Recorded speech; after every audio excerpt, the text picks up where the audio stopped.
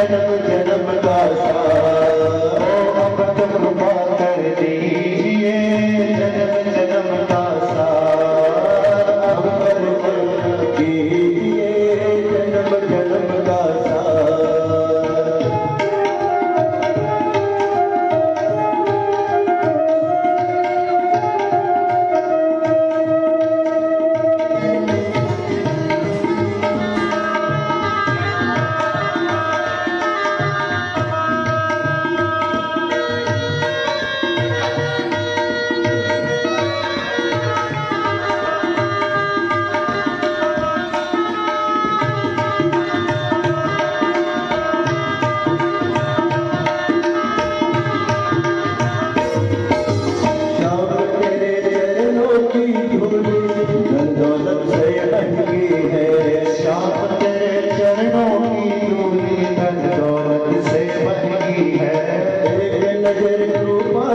बाबा नाम जल से बन गई है, एक नजर रूपा की बाबा नाम जल से बन गई है। मेरे दिल की तमन्ना यही है, मेरे दिल की तमन्ना यही है, ओ मेरे दिल की तमन्ना यही है, करूं सेवा तेरी दिन रात, देना हो तो दीजिए जन्म जन्म का साथ, देना हो तो दीजिए जन्म जन्म का साथ, अब तो कृपा कर दीजिए जन्म जन्म का साथ, अब तो कृपा कर दीजिए जन्म जन्म का साथ।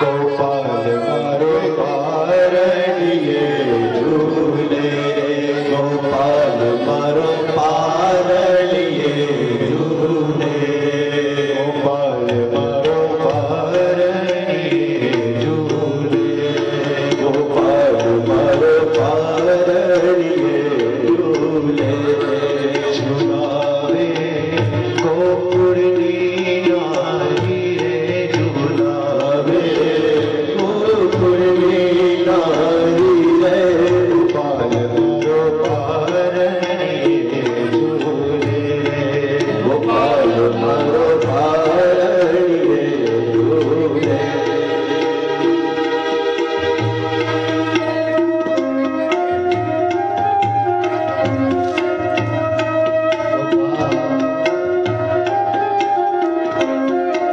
गोपाल तने रखड़ाया पूरे गोपाल तने रखड़ाया पूरे गोपाल तने रखड़ाया पूरे गोपाल तने रखड़ाया पूरे तने जे मांगे दे लैया पूतने जे मांगे दे लैया गोपाल मारो पारणिये झूले गोपाल मारो पारणिये झूले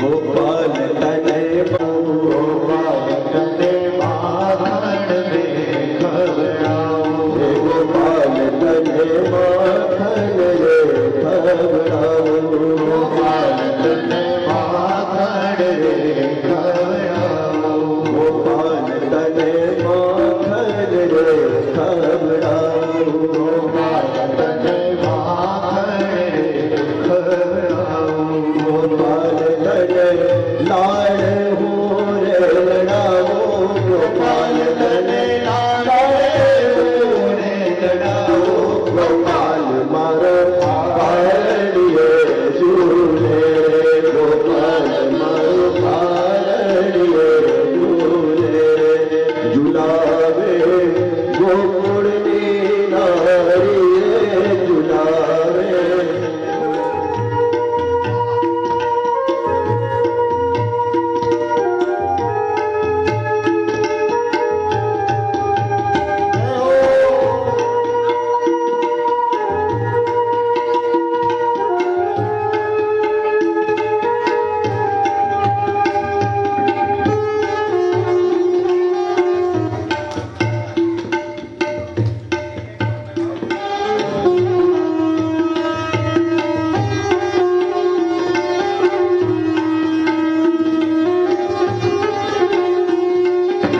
गोपाल तने चाँद की रात रमाड़े गोपाल तने चाँद की रात रमाड़े गोपाल तने चाँद की रात रमाड़े गोपाल तने चाँद की रात रमाड़े हाथ माँ घुघराए वगाड़े हाथ माँ घुघरा तोरे वगाड़े मरोड़िए आवीने जगाड़े मरोड़िए आवीने जगाड़े गोपाल मारो पारणिये झूले गोपाल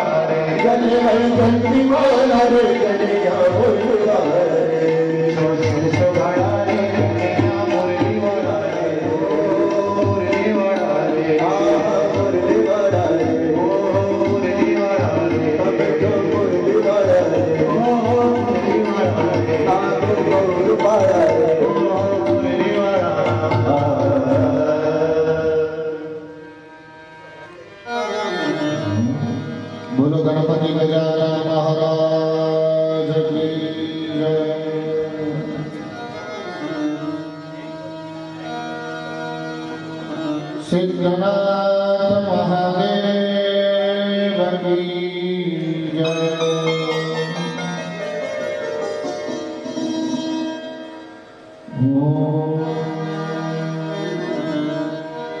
वक्रतुंड महाकाय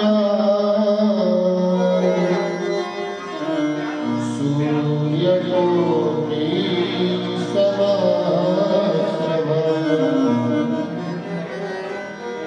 निर्विघ्नं कुरु मे देव सर्वकार्येषु सर्वदा। नमस्ते शारदे देवी सरस्वती मती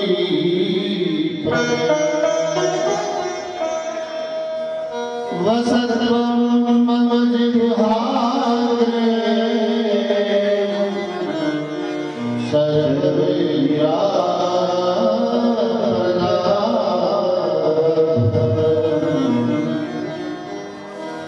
शङ्करं शङ्कराचार्य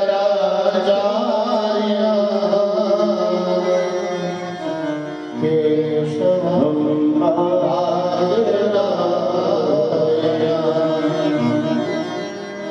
सूत्रभाष्यकृतो वन्दे भगवन्तो पुनः पुनः।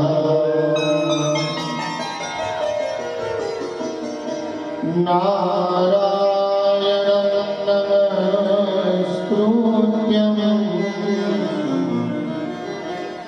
नरं चैव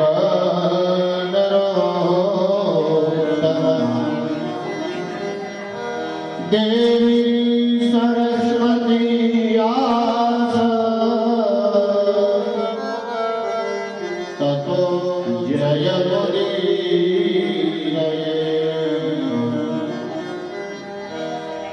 ब्रह्मोजसा भूषितभव्यवारो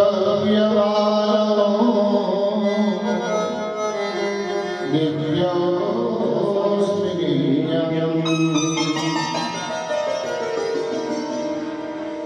नमः शिवाय शाम्बाय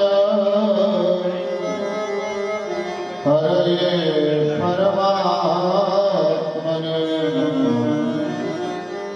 प्रणतः क्लेशनाशाय योगिनां पतये नमः।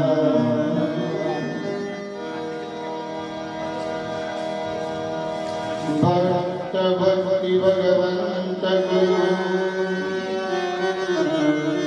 चतुर्नाम हुए इनके पदवंदन किए नाशे विघ्न अनेक।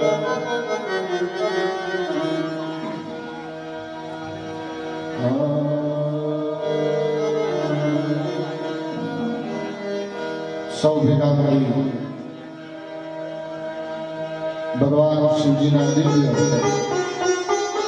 पंचाक्षर स्तोत्र पाठ परिश्रम बता बोलवा लगे।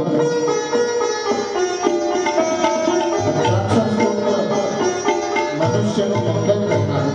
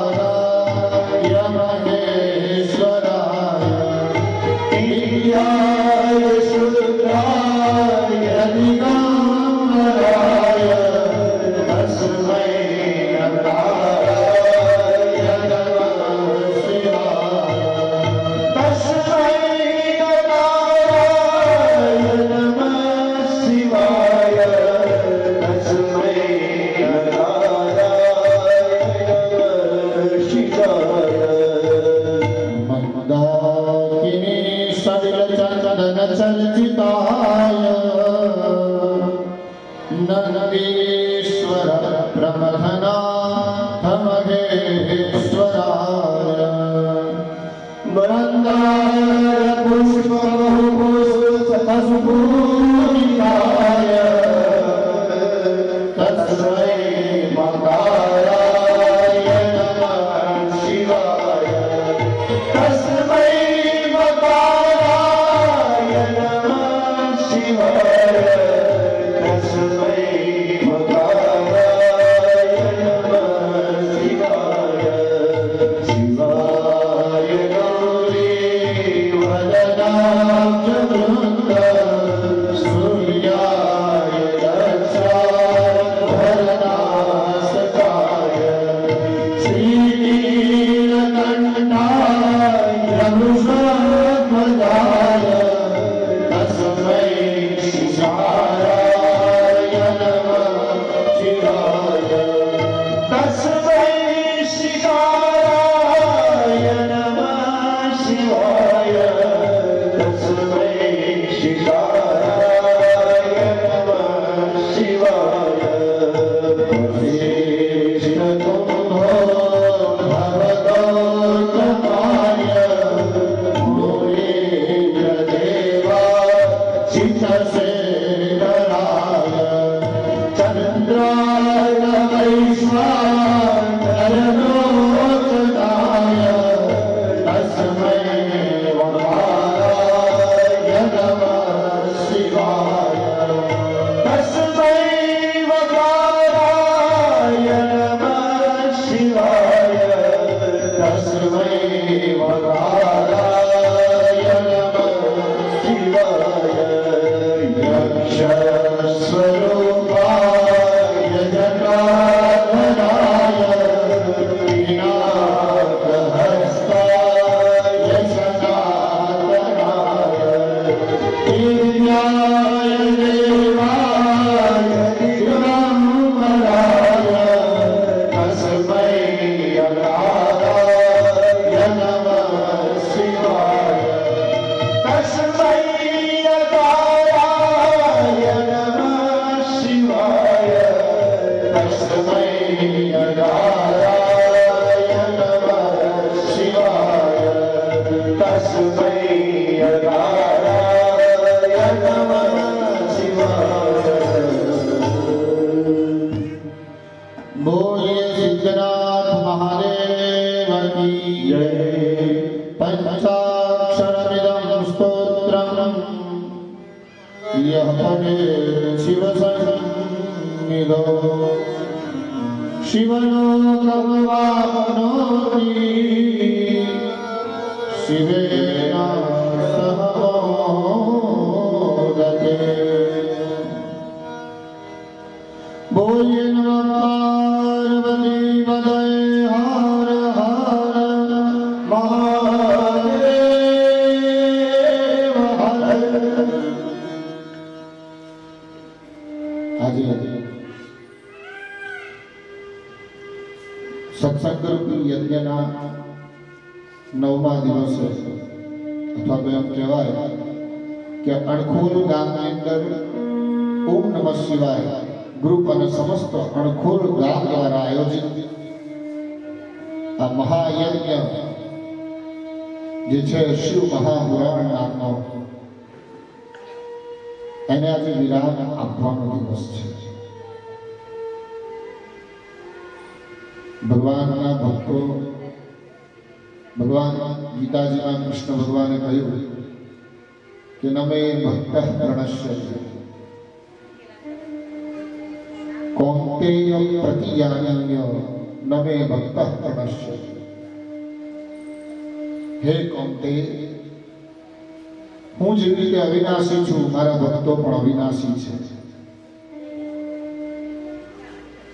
ભગવાન એમ કહે છે કે મારી અંદર જે ઐશ્વર્ય છે એ ઐશ્વર્ય મારા ભક્તોમાં પણ હું મૂકું છું અને એટલે જ મારા ભક્તો પણ અવિનાશી છે। જ્યારે મનુષ્ય પરમાત્મા સુધી પહોંચવાનું મન બનાવી લે ત્યારે એને ગમે તેટલા કષ્ટ પડે પરમાત્મા સુધી પહોંચી જાય છે। પણ પરમાત્મા સુધી પહોંચવાનો માર્ગ ગુરુ વગર પ્રાપ્ત થવો અસત્ય છે. અઘરો છે એવું નહીં કહું, અસત્ય છે. કારણ ગુરુની કૃપા વગર જગતનો કોઈ પણ ભક્ત પરમાત્માના દર્શન કરવા સમર્થ નથી. ગુરુ તત્વ છે. ગુરુ કોઈ શબ્દ નથી અથવા ગુરુ કોઈ શરીર નથી. ગુરુ તત્વ છે અને ગુરુ એ બ્રહ્મ છે. એને શબ્દોથી વખાણી ન શકાય અને વર્ણવી ન શકાય. એ ગમે તે સ્વરૂપમાં મનુષ્યને શિક્ષણ આપી જાય છે. એટલે ગુરુનું માધ્યમ જો મનુષ્યને પ્રાપ્ત થાય તો જીવ પરમાત્માની કૃપાનો અધિકારી બને છે. ઘણા ઉચ્ચ કોટીના જે ઉપાસકો હોય ને એમનો ભગવાનને પ્રશ્ન એક જ હોય છે.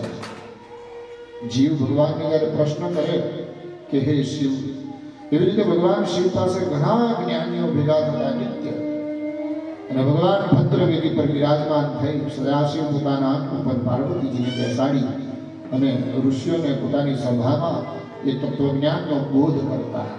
કેમ? આપણા મનમાં એક પ્રશ્ન થાય કે ઋષિઓ તો આપણાથી ઘણા જ્ઞાની હતા, છતાં પણ નિત્ય શું જ્ઞાનનો બોધ લેવા માટે ભગવાન પાસે જતા, એનું કારણ શું? તો જીવનમાં એક વસ્તુ યાદ રાખવાની, આપણું જ્ઞાન અવિદ્યા અને માયાથી યુક્ત છે અને પરમાત્માનું જ્ઞાન અખંડ છે. જે અખંડ જ્ઞાન ધરાવે છે એ જ સદાશિવ છે, અને જે જ્ઞાન લુપ્ત, જેનું જ્ઞાન લુપ્ત થઈ જાય છે સમય જતા, તે મનુષ્ય છે. આ ભગવાને એની પાસે એટલે રાખ્યું કે જ્યારે મનુષ્ય ગર્વ કરે ને, અભિમાન કરે કે મારા જેટલું શ્રેષ્ઠ જ્ઞાન કોઈની અંદર નથી, પછી કોઈ પણ ક્ષેત્રમાં હોય, મારા જેટલું શ્રેષ્ઠ જ્ઞાન આ જગતમાં કોઈની પાસે નથી, ત્યારે ભગવાન એની મેમરી થોડી ભૂસી નાખે છે. એક વાત કહું તમને, તમે કદાચ કોઈ ઉદ્ઘાટનમાં કે પ્રસંગમાં જશો કોઈના અને તમને કોઈ એવું કહેશે ને કે 2 વાક્ય બોલો, તો ભલે ને ઘરેથી નીકળીને ગાડીની અંદર આવતા સુધી તમે ગમે તે વિચાર્યું હશે, પણ જ્યારે હાથમાં માઇક આવશે ને ત્યારે એ શબ્દો કંઈ અલગ જ હશે, અને એ સાબિત કરે છે કે હજુ સ્વિચ ભગવાનના હાથમાં છે. એટલે ભગવાન થોડી થોડી વારે મેમરી ભૂસતો રહે છે. કેમ? તો કે યાદ રહે ને તમને કે કરાવનારા તો એ જ છે, આપણે નિમિત્ત માત્ર છે. આપણું મુખ અને આપણી જીભ હાલે તો છે, પણ એમાં વાણી બોલવાનું કામ તો એ સદાશિવ કરે છે. કોણ છે આ જગતમાં જેની વાણી અનંતકાલ સુધી ચાલતી રહે? એ કેવલ અને કેવલ ભગવાન મહાદેવ છે, બીજું કોઈ જ નહીં. જીવ જ્યારે ભગવાનને એવી રીતે દરેક મુનિઓ ભગવાન પાસે નિત્ય આવતા, ઉચ્ચ કોટીના યોગીઓ, અને ભગવાન પાસે પોતાની અવિદ્યા માયામાંથી મુક્ત થવાનો માર્ગ પૂછતા, ત્યારે ભગવાન ખાલી એક જ વસ્તુ કહેતા કે ભગવાનના શરણે જે રહે છે, જે એમ માને છે કે મારી ઉપર મારા પરમાત્મા છે, તેની અવિદ્યાને માયા હું સદૈવ નષ્ટ કરતો રહું છું. પણ જે એમ માને છે કે બસ નાનું બાળક હોય, ઉદાહરણ તરીકે એક નાનું બાળક હોય, એને તમે આંગળી પકડીને ચાલતા શીખવાડો, પછી વોકર આપો, પછી વોકર ધીમે ધીમે લઈ લો, ધીમે ધીમે આંગળી પણ ખેંચી લો, ચાલતા શીખી જાય. જ્યાં સુધી એ ચાલતા નથી શીખતો ત્યાં સુધી માતા પિતા એની પાછળ ફરે છે કે મારો છોકરો પડી ન જાય, પડવા જાય તો એ પકડી લે. એવી જ રીતે ચાલતા શીખે ને પછી એની તરફ ધ્યાન આપવાનું છોડી દે છે માતા પિતા. કેમ? તો કે બાળક એવું કહે છે કે હવે મને ચાલતા આવડી ગયું, હવે મારે તમારી આંગળી પકડવી નથી. એવી રીતે પરમાત્મા પાસે જઈ જીવ જ્યારે એમ કહી દે કે બસ હવે હું સુખી થઈ ગયો ભગવાન, ત્યારે ભગવાન એના જીવનમાં થોડા ઘણા વાદળો મોકલે છે, થોડો ઘણો વરસાદ પાડે છે, અને ત્યારે જીવ પાછો એમ વિચારે છે કે અરે હજુ સુખ સ્થિર નથી થયું. મેં ખોટી જ ભગવાનની આંગળી છોડી દીધી, ખોટી જ અવિદ્યા અને માયામાં મોહિત થઈ. મેં ભગવાનને એમ કહી દીધું કે ભગવાન હવે ચિંતા ના કરશો, મને ચાલતા આવડી ગયું છે. પણ ના, હું ક્યારેય ચાલતા નહીં શીખું. જે મનુષ્ય ભક્તિ, ઉદાહરણ આપું તમને, તમારી પાસે કોઈ મોટો વ્યક્તિ આવે ને અને એમ કે ભાઈ મારે મહેશભાઈ ઘેર જવું છે, તો મહેશભાઈનું ઘર છે ને એ વ્યક્તિ બતાવી દે કે ભાઈ આગળ જઈને જમણી બાજુ વળજો એટલે ઘર આવશે. તે જ વસ્તુ કોઈ નાનો બાળક આવીને પૂછે જેને ચાલતા આવડે છે, તો એ વ્યક્તિ એમ કે ચાલ ભાઈ આંગળી પકડી તને છોડી દો. પણ જ્યારે કોઈ બાળક નાનું હતું ઘૂંટણિયા કાઢતું કાઢતું બહાર સુધી આવી ગયું હોય, તમને ખબર પડે કે આ તો ભાઈ મહેશભાઈનો છોકરો છે, ભૂલથી અહીં સુધી આવી ગયો, એને ખબર નથી હવે ક્યાં જવું, તો એ વ્યક્તિ એને ખોળામાં ઉચકી અને મહેશભાઈની ઘેર લઈ જાય છે. એવી જ રીતે ગુરુ પાસે બાળક બનીને જો જઈશું તો આપણને ખોળામાં ઉઠાવીને ભગવાન પાસે લઈ જશે અને કહેશે કે જો આ ભગવાન મહાદેવ છે.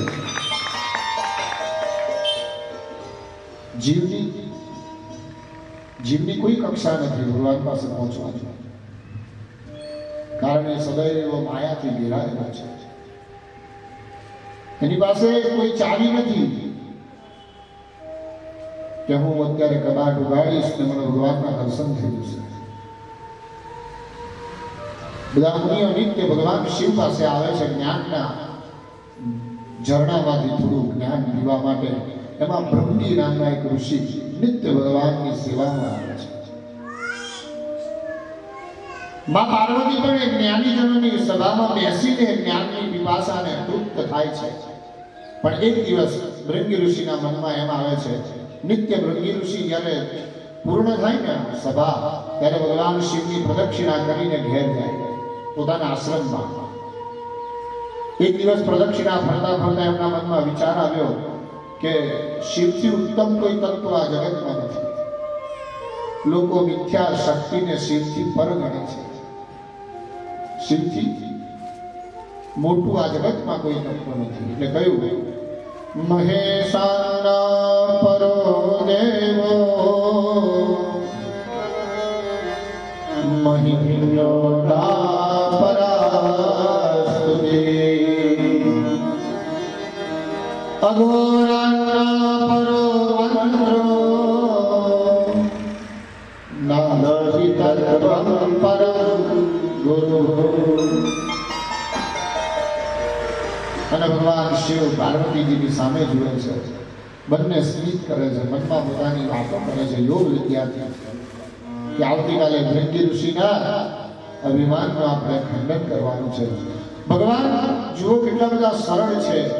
ભક્તમાં અભિમાન સ્ફુરણ થાય તો પણ ભગવાન એને શુદ્ધ કરી દે છે, અભિમાન રહિત કરી અને પોતાના ચરણમાં લે છે.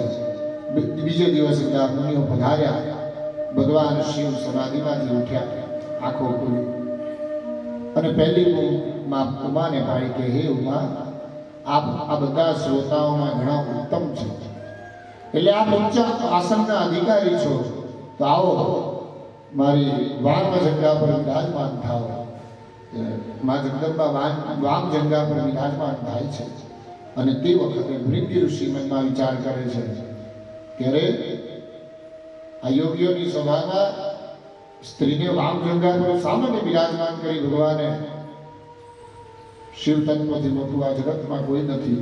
એ અભિમાનનું ખંડન કરવું છે ભગવાનને. શિવ અને શક્તિ એકબીજાના પૂરક છે, ભગવાનને સાબિત કરવું છે. ભગવાન શિવ એકાએક પાર્વતીમાં ભળી જાય છે અને ભગવાન એક વિરાટ સ્વરૂપ ધારણ કરે છે. અને શિવ અને પાર્વતી અવિચ્છિન્ન, ભગવાનનો જમણો ભાગ શિવ અને ડાબો ભાગ પાર્વતી, અર્ધું સ્ત્રીનું છે, અર્ધું પુરુષનું છે. એવા દિવ્ય દર્શન કરી બધા મુનિઓ દંડવત ભગવાનને પ્રણામ કરે છે. આકાશમાં ઇન્દ્રાદી દેવો પુષ્પ વૃષ્ટિ કરે છે અને ભગવાનની બધા જ દેવો પ્રાર્થના કરે છે. પણ ભૃંગી ઋષિ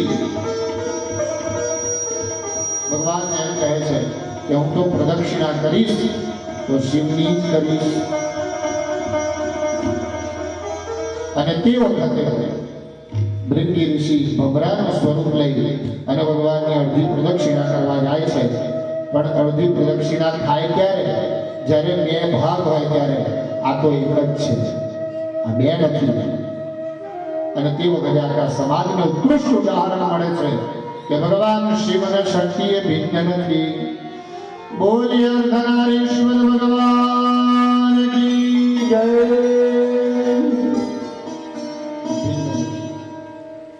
અભિન્ન છે. ભગવાન શિવ અને શક્તિ એકબીજાના પૂરક છે. શિવયા પરયા સત્યા સંયુક્તમ પરમેશ્વરમ સંચિત્ય હૃદયે પ્રીત્યા કેતે સ પરમં તપઃ અર્ધનારીશ્વરો ભૂત્વા તતો ભ્રાંતિ કહો હરે.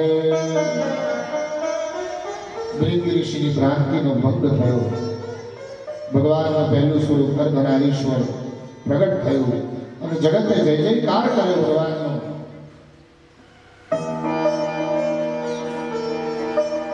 ભગવાનના એ અદ્ભુત સ્વરૂપને જોઈ બધા ભગવાનને નમસ્કાર કરે છે. તવૈશ્વર્ય યદુપરિવિરંજીર્હરિરવ પરીક્ષેતુ યાતા વનલમનલસ્તવ તતો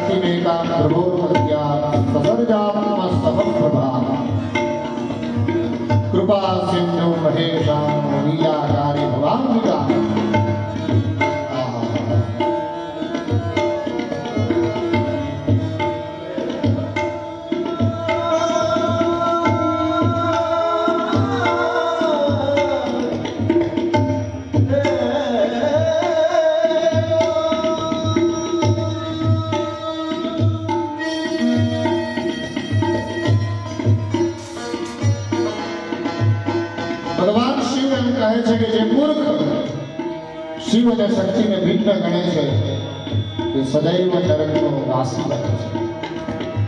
શિવ અને શક્તિમાં ભેદ ક્યારેય ન રાખવો. જે શિવની ભક્તિ કરતા હોય એને ભવાનીને પણ એ જ ભાવથી ભજવું.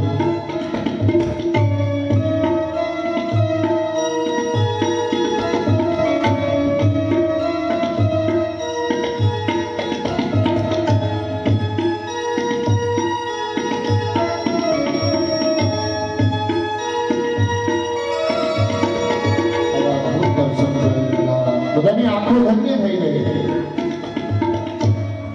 ભગવાને કહ્યું કે હે મુનિઓ, તમે સદૈવ અવિદ્યા માયાથી યુક્ત રહો છો. તમારું જ્ઞાન અખંડ નથી અને તમારું જ્ઞાન અખંડ નથી એટલે તમને ભેદ દ્રષ્ટિ છે. જે મનુષ્ય ભેદ દ્રષ્ટિથી યુક્ત થઈ અને ગુરુ માતા પિતા અને પરમાત્મા પાસે જાય છે તેને ક્યારેય એમની કૃપા પ્રાપ્ત નથી થતી. આ જગતની જ્યારે ઉત્પત્તિ કરીને ભગવાને ત્યારે સત્યો જાત નામથી ભગવાન વિખ્યાત થયા. ભગવાનના 100 અવતારોની કથા આ શતરુદ્રીય સંહિતામાં છે. એટલે આ શતરુદ્રીય સંહિતાનું નામ શતરુદ્ર છે. કારણ ભગવાનના 100 અવતારોની કથા છે. એમાં આપણે અર્ધનારીશ્વરની કથા સાંભળી. દ્વાપર યુગના અંતમાં ભગવાન શ્વેત નામથી પ્રગટ થાય છે, શ્વેત પુત્ર, અને તે દિવસથી તે શ્વેતેશ્વર મહાદેવ તરીકે વિખ્યાત થાય છે. પછી સુનાર, ભગવાન તો સુનાર પણ છે. દમન, સુહોત્ર, કંક, લોકાક્ષી, જૈગીશ્વર, દધિવાહન, ઋષભ, મુનિ, તપ, અત્રિ રૂપે પણ ભગવાન શિવ જ પ્રગટ થાય છે. જ્યારે આ જગતમાં મહામારી વ્યાપ્ત થઈ ત્યારે ભગવાન નેત્રમાંથી એક જ્યોતિ પ્રગટ થઈ અને એ જ્યોતિએ અત્રિનું સ્વરૂપ ધારણ કર્યું. બોલીએ અત્રિ ભગવાન જય. એક વખત ઉમા, રમા અને સાવિત્રી ત્રણેય દેવીઓને અભિમાન થયું. અભિમાન એવું છે કે અમારાથી મોટું આ જગતમાં પાતિવ્રત કે ધર્મ કોઈ જ ન કાઢી શકે. અને એ વાતની ખબર ભગવાન ત્રણેય દેવોને પડી. ત્યારે ત્રણેય દેવોએ નારદજીને ઈશારો કર્યો અને કહ્યું કે તમે ત્રણને એવી રીતે ભ્રમિત કરો કે એ ત્રણેય દેવીઓ મહાસતી અનસૂયા પાસે અમને ત્રણને મોકલે અને એમના અભિમાનનું ખંડન થાય. ભગવાન નારદજી ફરતા ફરતા બ્રહ્મલોકમાં આવ્યા. સરસ્વતીજીએ કહ્યું કે આવો બેટા નારદ. ક્યાં જઈને આવ્યા? નારદજીએ કહ્યું કે અરે આ બ્રહ્મલોકનું ઐશ્વર્ય પણ તુચ્છ જ્યાં લાગે એવા મહાસતી અનસૂયાજીના આશ્રમમાં જઈને આવ્યો છું. તમને શું કહું કે એમનું ઐશ્વર્ય જોઈને મને એમ લાગ્યું કે કદાચ મનુષ્ય બ્રહ્મલોકની નહીં પણ જો કામના કરે ને તો અત્રિ અને અનસૂયાના આશ્રમની કરે. નંદન વન સમાન એ આશ્રમ. સરસ્વતી માતાએ કહ્યું, શું એ અમારાથી પણ અધિક પતિવ્રતા છે? અરે હા, તમારી પતિવ્રતા તો પાણી ભરે એમની આગળ. એટલી બધી પાતિવ્રત ધર્મનું એ પાલન કરે છે. એમ શું વાત કરો છો નારદજી? નારાયણ નારાયણ કઈ નારદજી નીકળ્યા અને વૈકુંઠમાં આવ્યા. ભગવાન નારાયણ ક્ષીર સમુદ્રમાં સૂતા છે. માં જગદંબા એટલે મહાલક્ષ્મીજી એમના પગ દબાવે છે અને એ સુંદર દ્રશ્ય જોઈ નારદ મુનિ ભગવાનની સ્તુતિ કરે છે. અને તે સમયે ભગવાન યોગ નિદ્રામાં હાસ્ય કરે છે અને લક્ષ્મીજી કહે છે કે આવો આવો નારદ બેટા, ઘણા સમય પછી પધાર્યા. પૃથ્વીના કોઈ સમાચાર હોય તો કહો. નારદજી કહે છે કે ના, બીજા કોઈ સમાચાર નથી, પણ હું તો એ ઐશ્વર્ય જોઈને એમાં મગ્ન થઈ ગયો છું. વૈકુંઠના આ મણિજડિત દિવાલો કરતા પણ ત્યાંની ગાયના છાણથી લીધેલી દિવાલોની સુગંધ અતિ ભવ્ય છે. તમે કઈની વાત કરો છો નારદજી? અરે હું તો મુનિ અત્રિ અને અક્ષયાજીના આશ્રમની વાત કરું છું. અરે નંદન વન સમાન છે. એની શોભા હું તમને કેવી રીતે કહું? એક બાજુમાં નર્મદા વહે છે અને એક બાજુમાં હિરણ્ય, અને એ સંગમની વચ્ચે ભવ્ય અત્રિ મુનિ અને અક્ષયાજીનો આશ્રમ છે. અરે શું એમનું પાતિવ્રત્ય એટલું બધું છે? હા હા, અરે એમનું પાતિવ્રત્ય એટલું બધું છે કે અત્રિ મુનિ સ્વયં નારાયણથી પણ તેજસ્વી દેખાય છે. શું વાત કરો છો એમ? એટલું કહી થોડી આગ ચાપી અને નારદજી ત્યાંથી રવાના થયા. નારાયણ નારાયણ કહી અને આવ્યા કૈલાસમાં. મા ઉમા નિત્યની જેમ ભગવાન શિવની સેવા કરે છે, એની પરિક્રમા કરે છે. એટલામાં નારદજી આવે છે. ભગવાન સમાધિ અવસ્થામાં સ્મિત કરે છે. નારદજીને માં કહે છે કે આવો આવો નારદ, ઘણા દિવસે તમે કૈલાસમાં પધાર્યા. અરે મારા કેવી રીતે આવું? મારું મન કોઈ જગ્યાએ જવા તૈયાર નહીં થતું. કેમ? તો કે અત્રિ મુનિને અક્ષયાજીના આશ્રમમાં એટલી ભવ્ય શોભા છે. મને તો એમ લાગે છે કે ભગવાન અહીંની કરતા વધારે ત્યાં રહેતા હશે. કેમ એવું લાગે છે? તો કે ત્યાં જે મહાસતી અક્ષયાજી છે એમનું સતીત્વ એટલું બધું પ્રબળ છે કે કૈલાસ સમાન લાગે છે. મને અહીં આવવાનું મન નથી થતું. એમ ત્યાંથી પણ નારાયણ નારાયણ કહેતા નારદજી નીકળ્યા. ત્રણેય દેવીઓ ભેગી થઈ. અરે આ પૃથ્વી પર અનસુયાજીએ આપણા કરતા પણ વધુ પાતિવ્રત્યનું તપ ભેગું કર્યું છે. હવે શું કરીશું આપણે? ત્રણેય દેવીઓએ દેવોને વાત કરી. દેવોએ કહ્યું કે દેવી, અમે એમની પરીક્ષા લેવા તો જઈશું, પણ વિચાર કરી લો પહેલા એકવાર, ખરેખર તમારી ઈચ્છા છે? ત્રણેય દેવીઓએ કહ્યું કે હા, તમે જાઓ એમની પરીક્ષા લો, અને પરીક્ષામાં જો એ નપાસ થાય તો સમજજો કે એમનું પાતિવ્રત્ય બહુ અમારા કરતા પ્રબળ નથી.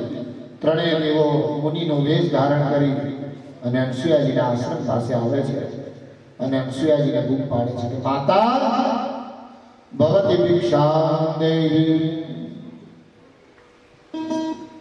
મા ભગવતી અતિથિનું નામ સાંભળે ને અવાજ, ત્યાં તો દોડીને બહાર આવી જાય છે.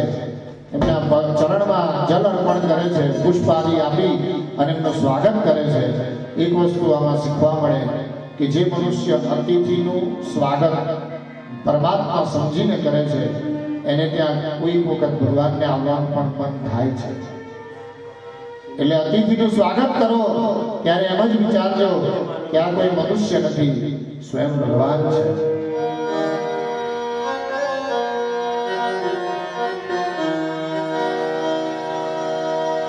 હે માનો વિશ્વાસ કરીને સમય બને સમજાવો છું. આ દુનિયામાં ઈચ્છાથી અવતાર ધરીને હોયાવો છું. હે માનો વિશ્વાસ કરે શ્રીમંતોનું સુખ સરાઈ આંગણ જોવા આવો છો. શ્રીમંતોનું સુખ સરાઈ આંગણ જોવા આવો છો. બડજા સિવાય અંદર ના આવો. રજા સિવાય અંદર ના આવો. વાંચીને ભયો જાઓ છો. હે માનવ વિશ્વાસ કરીને સમય મને સમજાવો છો. આ દુનિયામાં ઈચ્છાથી અવતાર ધરીને હું આવો છું. હે માનવ વિશ્વાસ કરીને. પહેલેના સમયની અંદર ઘરની બહાર ફૂલોની સજાવટ કરતા, ગાયનું છાણ લાવીને લીપણ કરતા અને હળદર અને કંકુના ચાંદલા કરીને લખતા કે સુસ્વાગત. અને અત્યારે ઘરની બહાર લખ્યું હોય છે કે પરવાનગી વગર આવવું નહીં.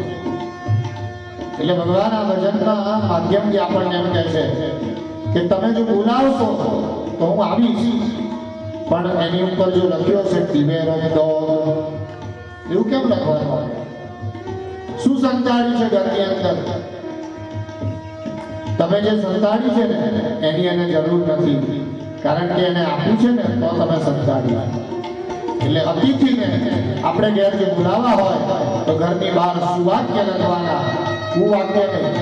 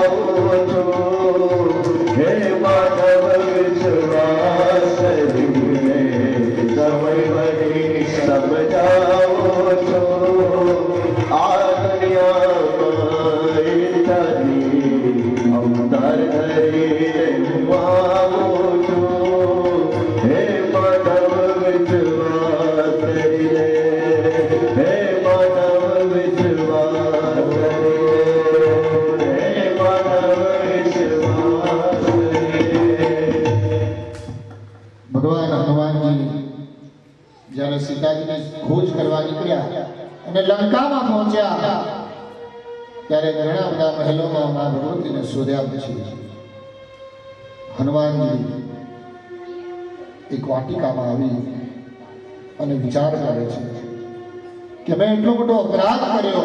શું અપરાધ કર્યો હનુમાનજીએ?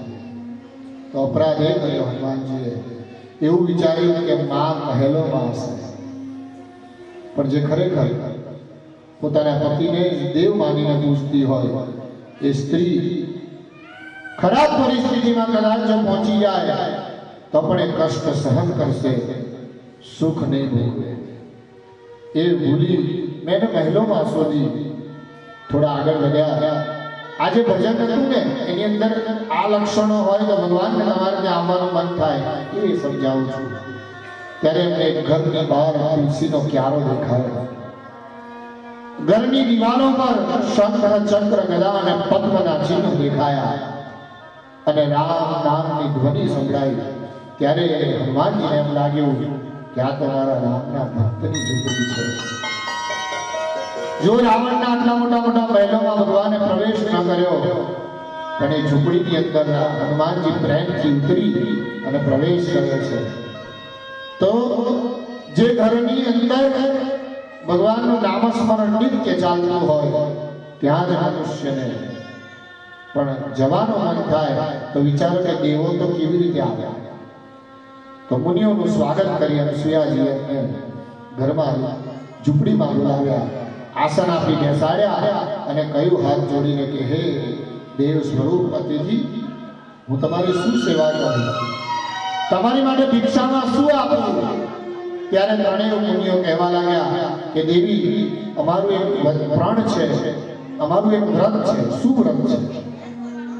તો કે અમારું વ્રત એવું છે કે જે સ્ત્રી અમને નગ્ન થઈને ભિક્ષા પીરસે તો જ અમે ભિક્ષાને સ્વીકારીશું, બાકી અમે ભિક્ષા નહીં લઈએ.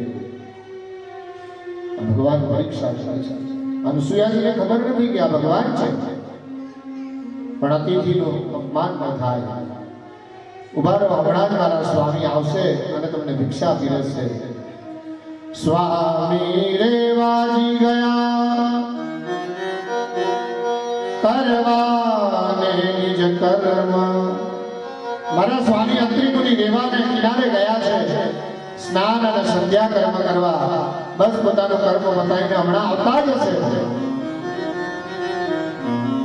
દેવી, પણ અમે તો ભિક્ષા માતાને હાથથી જ લઈએ છીએ. જ્યાં માતા સત્ય સાંભળ્યો અનસુયાજીને મનમાં એક પુત્ર પ્રત્યે માતાને જે વાત્સલ્ય હોય તે વાત્સલ્ય પ્રગટ થયું અને રસોડામાં ગયા. અગ્નિનારાયણને પ્રાર્થના કરી કે હે મને એમ લાગે છે કે મારે ત્યાં દિવ્ય પુરુષો વધાર્યા છે, આપ પ્રગટ થાવ, હું રસોઈ બનાવું.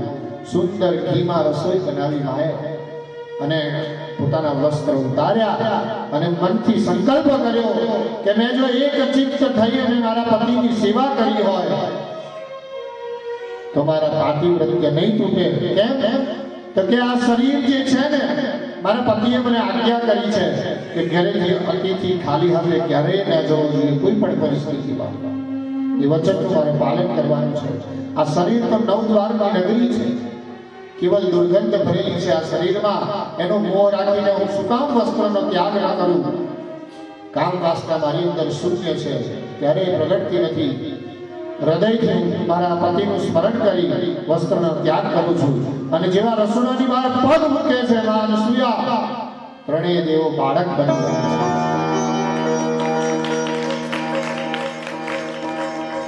છે. ત્રણેય બાળકોમાંથી એક બાળકને લઈ માતા ખોડામાં લે છે, એના સ્તનમાંથી દૂધની ધારા વહે છે. એકને પીવડાવે છે, ત્યાં બીજા રડે છે, બીજાને પણ લઈ લે છે, ત્યાં ત્રીજા રડે છે. તો મા ભગવતી પોતાના જમણા હાથની પહેલી આંગળી એના મુખમાં મૂકે છે, ત્યાંથી પણ દૂધની ધારા વહે છે.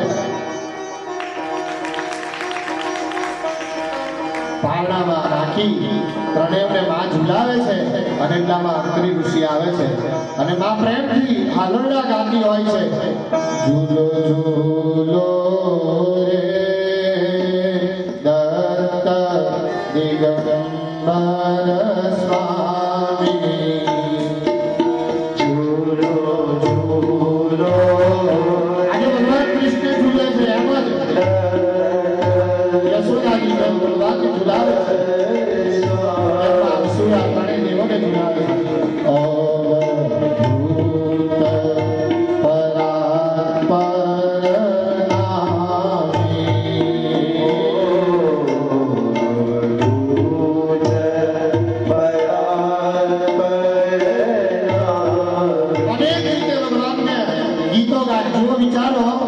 કે જે જગતના સ્વામીએ જગતની ઉત્પત્તિ કરી, એક જગતનું પાલન કરે છે, એ જગતનો સંહાર કરે છે. જે આંખો મીચી જાય ને તો જગતના સમગ્ર જીવો સૂઈ જાય, એ પરમાત્માને સુવડાવવા માટે માતા અનસૂયા આજે હાલરડા ગાય છે. માતા પ્રેમથી હાલરડા ગાય છે. કઈ માતાને એવું ન હોય કે મારે ત્યાં ભગવાન જન્મ લે. દરેક માતાની છાતી ફૂલતી હોય છે. એક વખત ભગવાન મારી છાતીએ લાગીને મને માં કહીને બોલાવે. ભગવાન શિવ અત્રી છે અને માં પાર્વતી સ્વયં અનસૂયાજી છે. એમને ત્યાં ત્રણેય દેવો બાળક થઈ ગયા, ઝુલાવે છે ને એટલામાં અત્રી ઋષિનું આગમન થાય છે. વિચારો, તમે ઘરે નથી ને તમારી પત્ની જો પારણામાં બાળકોને ઝુલાવતી હોય, તમારા મનમાં પહેલો વિચાર શું આવે? ધન્ય છે અત્રિ મુનિને કે પારણામાં ઝૂલતા એ દેવોને જોઈ નમસ્કાર કરી અને અત્રિ ઋષિ પોતાની પત્નીને વંદન કરીને કહે છે કે માતા, ધન્ય છે તમારી શક્તિ, દેવોને બાળક બનાવી દીધા. જેને યોગીઓ તપ કરી અને સપનામાં પણ ભગવાન જેને દર્શન નથી આપતા, એવા દેવોને તમે તમારા તપોબળથી બાળક બનાવી દીધા અને આ પારણામાં ઝૂલે છે. જુઓ તો ખરા. એ અનસૂયાજી પોતાના પતિને વંદન કરીને કહે છે કે હે પતિ, હે પરમેશ્વર, આ મારો તપનું બળ નથી, આ તો સગળો આપણા ચરણનો પ્રતાપ છે. બધો શ્રેય પોતાના પતિને આપી દીધો. ઉપર ઘણો સમય વ્યતીત થઈ ગયો. ઉમા રમા અને સાવિત્રી ચિંતા કરે છે, પતિ ક્યાં ગયા હતા? અરે આપણે તો એમને ઋષિ બનાવીને મોકલ્યા હતા માતા અનસૂયાની તપાસ કરવા. ક્યાં ગયા હશે? એટલામાં નારદ મુનિનું આગમન થયું. નારાયણ નારાયણ. હે નારદજી, આ તો કેવી લીલા થઈ અરે અમે તો પતિને મોકલ્યા હતા ભગવાનની પરીક્ષા કરવા માટે, પણ અમારા પતિ તો ત્યાં બાળક બની ગયા છે, હવે શું કરીશું?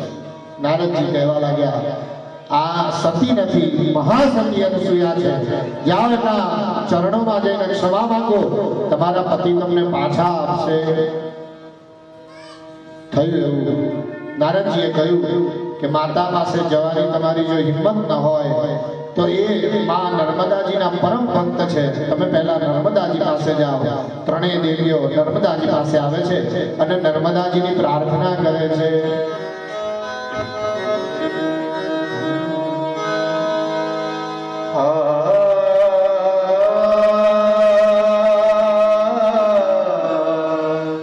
માં નર્મદાજીનું સ્મરણ કરો બધા, કારણ કે નર્મદાજી એટલા પાવન છે જેનું સ્મરણ કરવા માત્રથી આપણે પવિત્ર